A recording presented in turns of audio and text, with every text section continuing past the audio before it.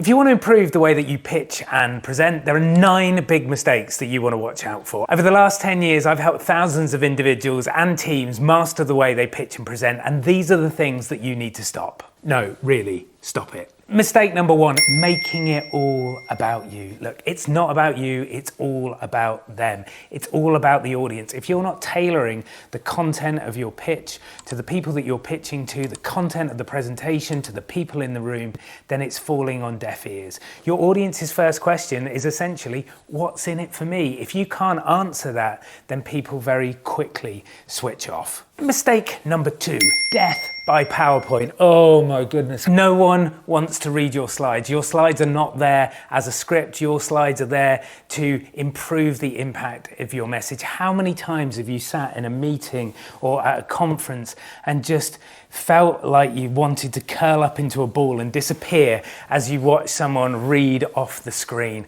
Don't do it. There's no need. The slides can absolutely support your message, and you can use text and bullet points to help you articulate what you want to say, but they're not the main event. You are. Mistake number 3, starting with the agenda. Like, no one cares. It's so easy not to listen to a presentation or a pitch. If someone says, good afternoon, today I'd like to talk to you about A, B, and C. I hope everyone got here all right. No one really cares what you're going to cover. They want to understand how what you're covering relates to them. So avoid the temptation to take people through the agenda straight off the bat.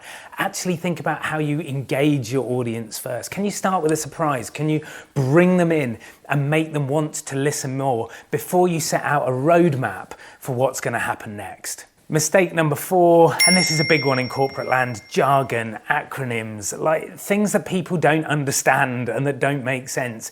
It's so easy for us in our own organizations to become familiar with the in-speak. If you have one member of the audience that doesn't understand what CRE stands for, then you're leaving people behind, and one person disengaging becomes infectious and more people start to disappear. So again, I said it at the beginning, but think about your audience, make sure that they understand what you're talking about, and avoid using those internal jargons and acronyms, especially in external pitches and presentations. The 5th big mistake that people make is having no interaction. Presentations should not be a monologue. Pitches should not be a monologue. It's a dialogue. The best sales conversations, and let's face it, we're all in sales. We're all trying to get someone to buy into our idea or take action on the thing that we're talking about.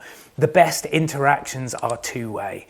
So how can you find opportunities to engage your audience, to ask questions, to make it a dialogue rather than a monologue? Mistake number 6. Going on too long. On and on and on and on. You don't want your audience sitting there thinking, when is this going to end? You actually want your audience leaning in and wanting more.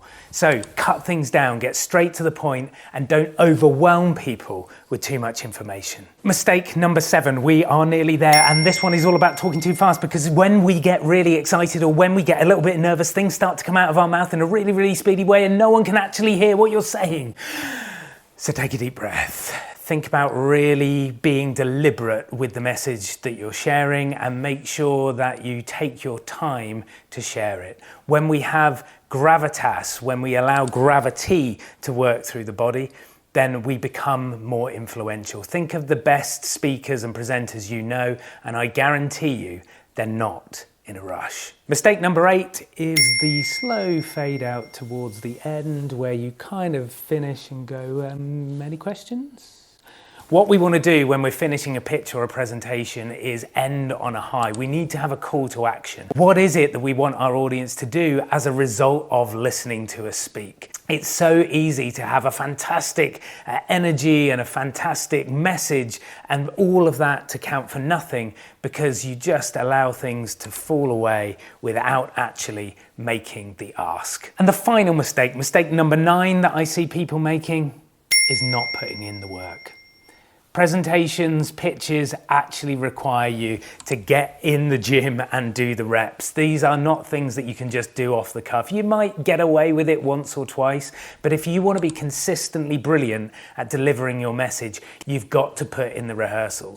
Actors rehearse, musicians rehearse, athletes rehearse. You wouldn't expect a 100-meter sprinter to just kind of get up off the couch and go to the Olympics. You've got to put in the work behind the scenes. So there we have it. If you stop doing those 9 things, I guarantee you your pitches and presentations will become infinitely better. If you've got any questions, let me know in the comments below. And if you've enjoyed this video, don't forget to check out the Why Life's a Pitch podcast, where we interview each week an amazing guest and find out how they've pitched their way to success. I'll see you in the next video.